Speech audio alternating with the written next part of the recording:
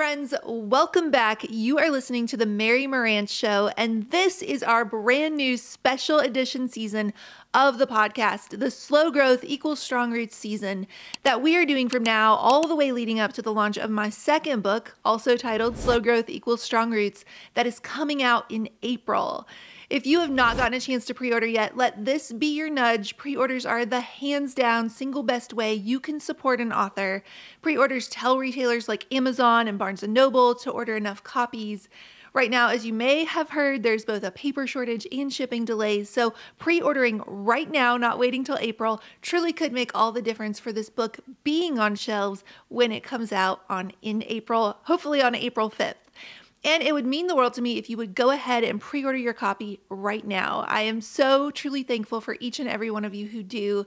That's the best way to love on authors you love. Now on with this special season.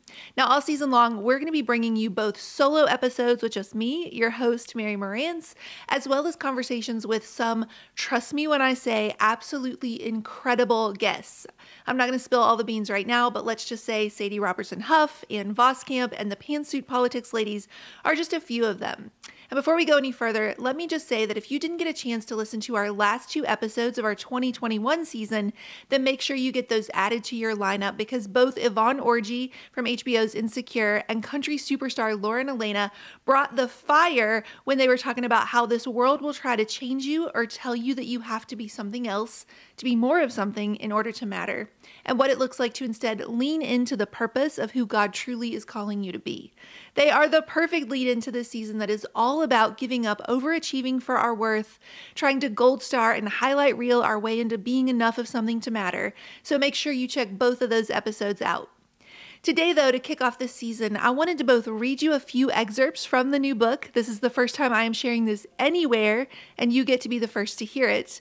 And I also wanted to talk to you about this burnout you might be feeling, this exhaustion, this fatigue, a lack of motivation, what Adam Grant calls languishing, that you might just not be able to shake off no matter how many New Year, New You mantras you read.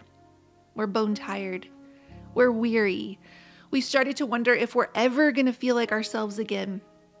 The last 2 years have forced us to ask some hard questions about what truly matters and what just does not serve our lives anymore. It's like we're hamsters running on a wheel. We've been doing this for a decade, winding each other up to keep running faster. And then the wheel broke. And we don't know who we are without that frenzied, frenetic, racing around and around expenditure of energy that it turns out wasn't moving us forward at all. Here in the silence settled in, the girl in the red cape has to figure out who she even is if she's no longer running from the big bad wolf, escaping her way out of the deep dark woods, branches clawing and scratching at her skin, leaving pieces of her behind like breadcrumbs. We have run so hard trying to outrun failure that we stumbled our way into success, only to get there and ask, what was this all for? Will it ever feel like enough? Will we ever feel safe? And what does it look like for the girl in the red cape to finally stop running and stand her ground? On the back cover of my new book, it says, you know her. Maybe you are her. The woman who is always performing. The woman who feels like she must always be on. She walks into every room relentlessly hard on herself, always attempting to deliver an A+ performance because she believes this is the bare minimum standard she has to achieve just to be invited to most tables, just to be acceptable in most rooms. You would never know by looking at her the hard things she's had to overcome. She succeeds almost compulsively in this urgent attempt to outrun her own muddy story. But she is walking around now reduced to this burned out, brittle, fragile, ashes to ashes version of herself. She is at last exhausted. In this book, I'm going to tell you why the at last exhausted is actually some of the best news we could ask for. Because it means we are finally coming to the ends of ourselves. All this striving, all this running, all this achieving for our worth, until finally, doubled over there at the pain from a lifetime spent proving, this one truth finally begins to dawn with the light of a brand new day. No matter how hard you run, you can't outrun you. The at last exhausted is our inciting incident. It is the episode, plot point, or event that thrusts the protagonist, in this case you and me, into the main action of the narrative arc, one which will hopefully leave us utterly and forever changed by the end. My friend Hannah Brencher calls that moment a Sharpie mark slashing through the calendar, forever dividing our lives into a before and an after. Friends, we are standing on the precipice of our after. I say the at last and at last exhausted is the true inciting incident because in a lot of ways, we have to find it out for ourselves. We have to experience it firsthand. It is a brand new business owner who gets warned to slow down before the burnout, but secretly they think, maybe you couldn't hack it, but I can. You don't know how tough I am. I'll sleep when I'm dead. But then a few years in, they finally hit that wall because burnout, as we know, is not coasting off to the side of the road because the tank has run out of gas. It's more like flying down the highway at 100 miles per hour and the transmission falls out. And then you skid into a brick wall. I have both been that young, scrappy business owner who thought I was invincible and the seasoned business owner trying to save someone else from the crash. And I can tell you from both sides, to a certain extent, you just have to taste that burnout for yourself in order to believe it. That's why we have to reach that at last, exhausted. There's a paragraph near the end of my first book, Dirt, that says, at a certain point, breathless and at last exhausted, you double over at the pain of a lifetime spent proving. You've run so hard for so long, you've gone so far out into the world only to keep finding yourself back at the beginning. You have spent a lifetime starting over, breaking loose to run free, only to be taken captive again and again. This one truth always dragging, always clawing at your heels like the heavy chains you never asked to bear. No matter how hard you run, you can't outrun you. So you crawl there for a while, panting through the pain, and then you curl up in surrender and rest your face on the cool, hard ground. Death to this old life you once knew, a mourning of what was lost before the thrill of hope takes flight, a dying of self to become a new thing, this time one with both roots and wings. God set me free of me. And this moment, it is this moment right here of experiencing it for yourself, finally, once and for all, realizing that there is no amount of gold stars or highlight reels that will ever make you feel whole. They are just this sugary sweet high that seems to numb but never satisfy. This moment, at the end of Dirt, is where book 2, Slow Growth Equals Strong Roots, begins. And I say, are you tired yet? Are you ready to stop all this running yet? Ready to curl up and surrender and rest your face on the cool, hard ground yet? Have you gone hard enough and long enough that you are, at last, exhausted? Are you ready to stop all this running from your own story yet? Good. Now the real work can begin. And from there, I set out to answer this question: who are we apart from what we do? Who are we apart from what we do? Who am I apart from what I do? But before we get to any of that, I think it's important to sit a while in this place where we are all finding ourselves, or at least most of us are, this place where we feel numb to our entire lives. In the first entry of Slow Growth, I talk about this, and I wanted to read a few excerpts to you now. The very first line says, I am not sure where all the fireflies have gone. What does that mean? Let's talk about it. I'm not sure where all the fireflies have gone. When I was little, a gap-toothed, skin-knees mess of curly brown hair, growing up this wild thing untamed on the top of Fenwick Mountain, there was no shortage of fireflies, lightning bugs as we used to call them. On those hottest July nights when the tall pines on the edge of our neighbor's yard blurred and bled into one another, this twisted tangle of stark bare arms, these puppet masters pulling all the strings and casting shadows of our most feared demons against the deep blue fade of twilight giving way to the darkness, our whole world could be seen by the light of a million fireflies. Like a fluorescent nightlight protecting us from all the monsters hiding in the shadows, an Appalachian allegory of the cave lighting up these mere reflections of the versions of ourselves we might one day become. We would sit like that for hours, leaning back and propped up on the palms of our as-yet unscarred hands, the blades of thick, freshly cut crabgrass stabbing at the back of our knees, telling ghost stories against the silhouette of imagined apparitions that were never really there. A million points of light blinking in and out of our existence as if one day we might just disappear right alongside them. I'm 40 as I write this, and for years I've watched the summers pass without the slightest glimpse of that electric neon yellow burning up the night sky. Where there used to be a million miracles, now it can be hard to see even one. Growing up tends to do that to us. Somewhere among the mortgage payments and stainless steel appliances, the retirement funds, and the endless piles of laundry, we lose that wonder for a life we have spent a lifetime dreaming of.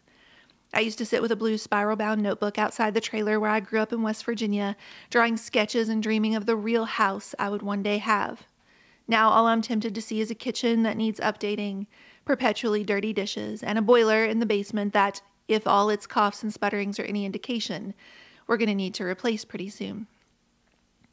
We lose ourselves in our obligations and color-coded to-do lists.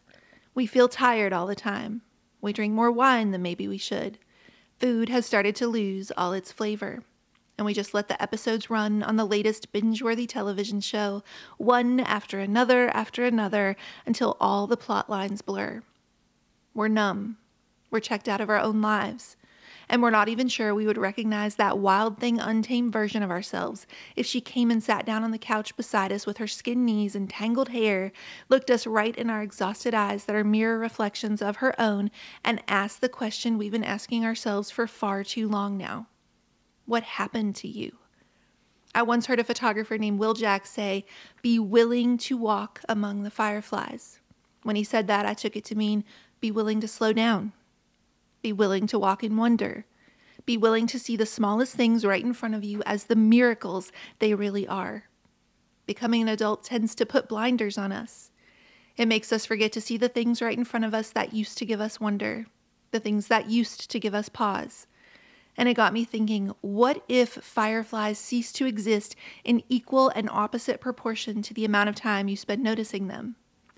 It reminds me of Julia Roberts with her pixie cut and fairy wings in that movie Hook, telling all the children to clap if they believe, but never once letting on just how much other people's clapping was a lifeline for her. Without it, she didn't know how to breathe. Friends, if you are finding yourself in this place today, I don't want to tie a bow around it. I don't want to offer you quick fixes or platitudes, but I do want to point you to this. The very fact that you are acknowledging that you have come to this place in your life, that you are numb, that you are burned out, that you are, at last, exhausted. It means the good work of stripping away all the scales, all the outer skins and layers we pile on thinking we have to be more, just to barely be enough.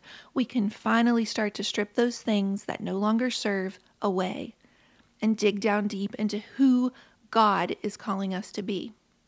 Spend a few minutes today, press pause, I'll wait, listing out just a few I'll be happy when blank happens moments of your own life. Those things, achievements, mile markers where you said to yourself, if I can just get that thing to happen, if I can just make that thing happen, if I could just check that box, then I would finally feel like I'd arrived, like it was safe for me to stop running. Write those down and just let it sink in, the places where you didn't, in fact, stop running, where you didn't, in fact, suddenly feel enough, where you barely let it blip on your radar for a second, hardly even through the confetti before you were on to the next thing, mind racing with all you still hadn't achieved. Acknowledge it. Give yourself time to grieve it. Waking up and realizing you've spent the last decade or two of your life on a hamster wheel. This girl who has been running her whole life from a wolf who only ever wanted her to pull the thorn out of his paw. This is worth grieving. Because out of that place, out of acknowledging it, we can begin that good work to make sure we don't spend our next 10 years running from the very same things. If you have no idea where to start with this act of noticing. Walking among the fireflies. Notice the miracles that are all around you. Like I say in Slow Growth, it takes a radical act of courage to see beauty among the broken. But it is no less radical or courageous to witness the miracle among the mundane. So we begin this good work right here. Ask God to show you the miracles right in front of you that you have prayed a lifetime for. Ask Him what matters. Ask Him what is enough when it comes to what you're working towards this year. What should stay and what no longer serves. And in closing, I would like to leave you with a prayer from the book. God, I don't want to wake up one day and realize I've sleepwalked through my entire life. I don't want to spend another day pretending like every little piece of this life in front of me is anything less than extraordinary. This blue planet floating through space, spinning wildly on its axis. 7.8 billion humans, and somehow you still see fit to bring me my people. You care enough to give me a house and sunsets, the smell of salt air, a song that can bring me right back to my childhood, fluffy dogs and cold tangerines. I want to see every good gift above for the miracle it really is. Wake me up, God. Help me to not miss it. Oh, how I am so afraid I'm missing it. Until next time, friends, this is the Mary Marantz Show, and welcome to our Slow Growth Equals Strong Roots season. You can find show notes for this episode at marymarantz.com/blog. And for more inspiration and tips on owning your muddy story, make sure you come over and find me on Instagram at @MaryMarantz. If you've loved this episode, I bet you would also love my first book, Dirt, all about growing up in a trailer in West Virginia before going on to Yale for law school, a story of redemption and how to finally make peace with our past. You can find it at Amazon, Barnes & Noble, Target Online, or anywhere books are sold. And don't forget to pre-order Slow Growth Equals Strong Roots while you're there. Finally, if I can ask for a favor, it would mean the world to me if you are loving the show, if you took just a minute to go over and leave a 5-star rating and review anywhere you listen to podcasts. This helps get the show in front of more people and continues to help us book amazing guests for you here. And we have some incredible guests coming up this season. Thanks so much, friends, and I'll talk to you soon.